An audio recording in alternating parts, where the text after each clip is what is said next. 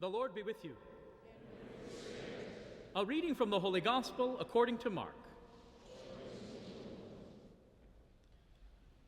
A leper came to Jesus, and kneeling down, begged him and said, "If you wish, you can make me clean." Moved with pity, he stretched out his hand, touched him, and said to him, "I do will it. Be made clean." The leprosy left him immediately, and he was made clean. Then, warning him sternly, he dismissed him at once. He said to him, "See that you tell no one anything, but go show yourself to the priest and offer for your cleansing what Moses prescribed. That will be proof for them." The man went away and began to publicize the whole matter. He spread the report abroad so that it was impossible for Jesus to enter a town openly. He remained outside in deserted places, and people kept coming to him from everywhere. The Gospel of the Lord. Praise to you, Lord Jesus.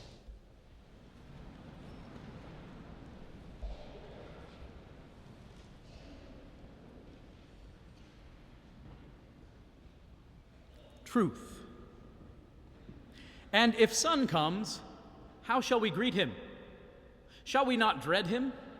Shall we not fear him after so lengthy a session with shade?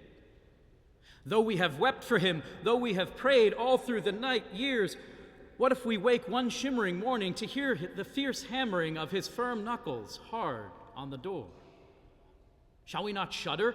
Shall we not flee into the shelter, the dear, thick shelter of the familiar, propitious haze?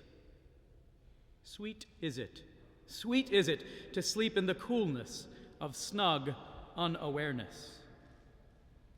The dark hangs heavily over the eyes.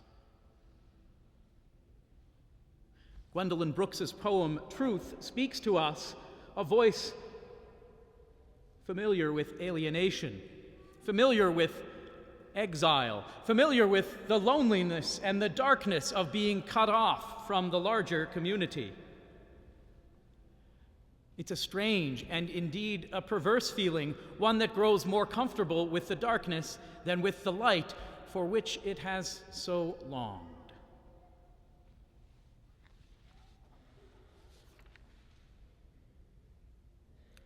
Let's think about this leper in the book of Leviticus. He shall dwell apart, making his abode outside the camp. That's far more off-putting than the opening of this reading about a scab, a pustule, or a blotch, though you may not have been prepared to hear about those on a Sunday morning before brunch. He shall dwell apart. Not only that, he shall cry out, "Unclean, unclean." Imagine the shame, the isolation, the longing for light, the longing for communion, the longing for restoration, and yet that perverse comfort of which Gwendolyn Brooks wrote.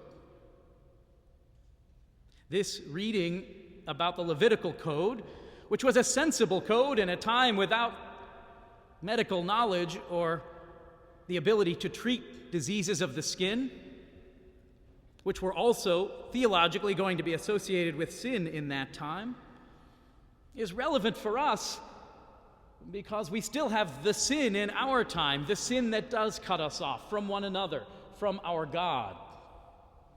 We can dwell in alienation, just like Adam and Eve thought they should hide themselves in the bushes when they had made their mistake. That foolish human impulse to take ourselves away from the light precisely when most we need it. To fear it. How bold then, how courageous then, how astonishing then, this gospel. This leper, whose duty was to say, "Unclean, unclean," whose obligation was to absent himself from the community, to live apart. How astonishing his boldness in approaching Jesus to say, "If you wish, you can make me clean." Here was one who prayed for the light And when its fingers came knocking at his door, he welcomed it. Here was one who longed for reconciliation, and when he met the one whose power was greater than sin, greater than illness, greater even than the law, which Jesus came to fulfill and to perfect and not to destroy, but Jesus, Son of God, came with a divine mercy that could accomplish what the law, as St. Paul said, weakened by sin, could not. And this leper knew it and responded to it with courage. That's a courage in which we must share. It's a courage we must take to bring ourselves to these booths for the sacrament of reconciliation or wherever it may be celebrated in your parish or in your life. To take ourselves out of the darkness and shame of our sin and to present it to God, as we hear in today's responsorial psalm, as we see in today's gospel, the courage, the boldness of that leper.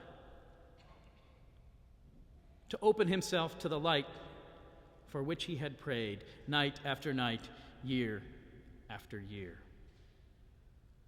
But that's not the only courage we see here.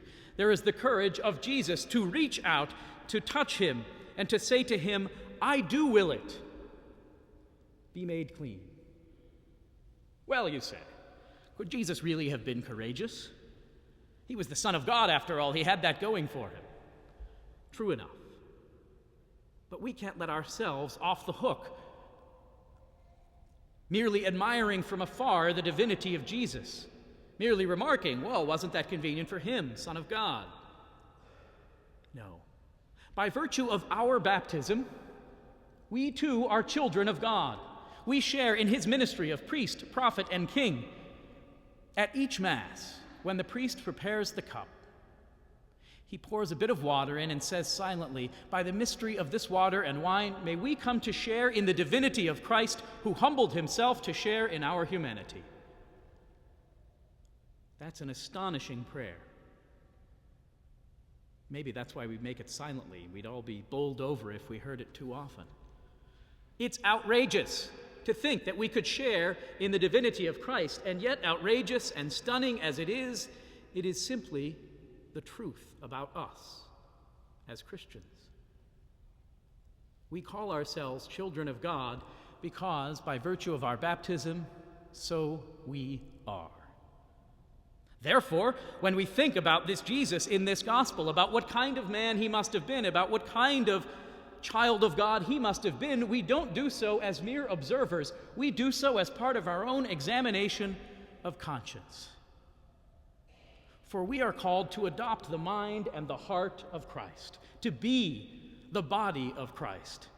And that, my friends, is radical and stunning and astonishing and bold and obliges us to be all of those things.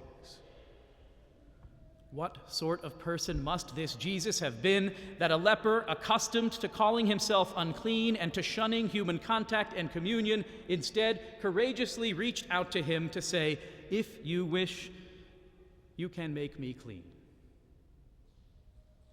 He must have been a person of authority, and we know that. We've been hearing in gospel passages from Mark since the start of this church year that Jesus was one with authority.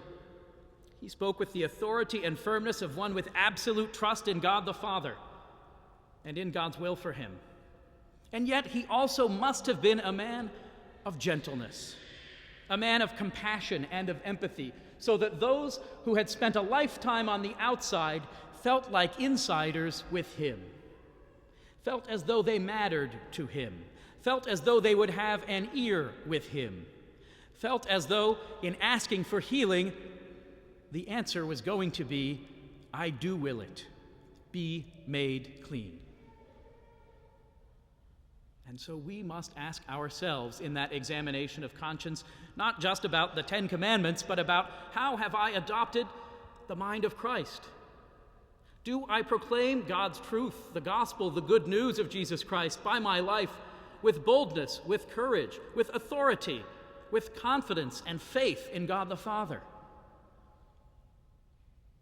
And at the same time, do I present it with charity, with humility, with empathy, with concern for the other, so that some isolated person, isolated by their sin or by mine, somehow this relationship is broken, isolated by their doubt in God, isolated by their being part of a community that we haven't figured out very well how to live with, the community of the divorced and remarried, the community of our gay brothers and sisters, called by the church to a very difficult teaching about which we would rather look down at our shoes than speak.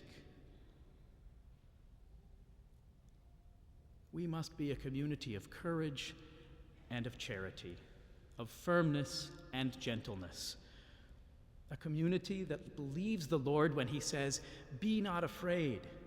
Be not afraid of my truth. Be not afraid of what is good for you. However out of step it may be with your times, be not afraid." That's the outrageous courage represented by this leper and represented by our God in Jesus the Christ. That's the outrageous courage to which you and I are called.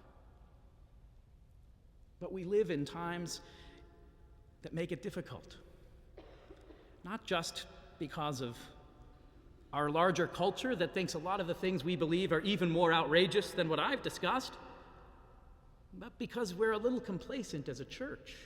We've somehow lost that spirit that, my goodness, if what we proclaim is countercultural now and seems difficult, there are a billion of us, just the Roman Catholics. It started with 12 who had been so touched by Jesus the Christ, who were so willing to adopt his mind and his heart that they could spread this good news as a ragtag group of not particularly well-trained itinerant preachers, such that you and I could study and pray and cheer on a football team at a glorious institution like the University of Notre Dame. Those were people who adopted the mind and the heart of Christ, and nothing holds you back from it. Imagine this boldness. Where will it happen for you and for me? It'll happen in all kinds of strange and mundane places that we must adopt the mind and the heart of Christ. It starts in the conversation you will have at lunch today, when you'll have a chance to talk about your neighbor.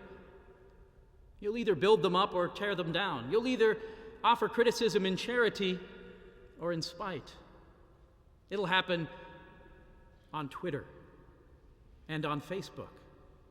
It'll happen in GChat and in email for those who still use it. My mother still insists on phone conversations.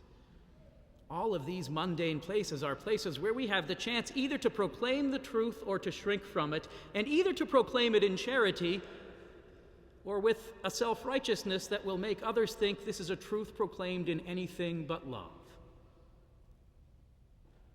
When I say this must be part of our examination of conscience, that's what I mean. Very concrete, simple, mundane acts that we do, which either present the mind and the heart, the healing and the love of Christ, or they present something else. Imagine such boldness for you and for me. If you wish, you can make me clean. I do will it. Be made clean.